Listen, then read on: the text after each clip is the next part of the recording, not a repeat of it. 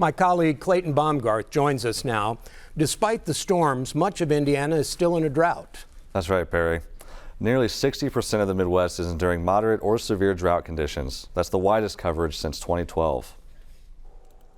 Even on a stormy day like this, drought is on the minds of farmers across Indiana. We see some stress in the afternoons, especially in the cornfields. They begin to roll up, and some of it's in more severe areas. Looks like a field of pineapple almost when it gets really stressed. Compounding the issue is the burst of severe weather earlier this week, with large hail damaging many crops throughout the state. Some, like Carnahan, haven't hit crisis levels of drought stress yet.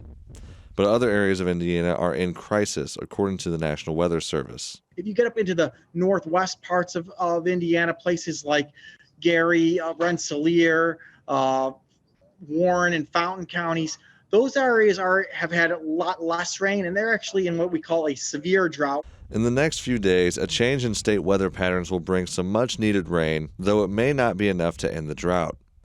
Puma says many more days without rain could send us back to the dry conditions we had in May. Hopefully with this change in the weather pattern that we're seeing, we'll get into a period of more occasional rains that we see every few days, and hopefully that can gradually bring us out, and that'll certainly be good for our folks with agricultural interests. For now, the rains are being welcomed by farmers. I've noticed down here in the creek bottom, it might be a small area, 5 or 6 acres, that flooded, and we may have to do that again later, but this rain was a godsend, and we're grateful for it.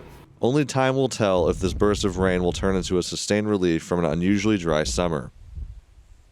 And Perry, scattered storms are in the forecast again through this weekend. Thanks, Clayton.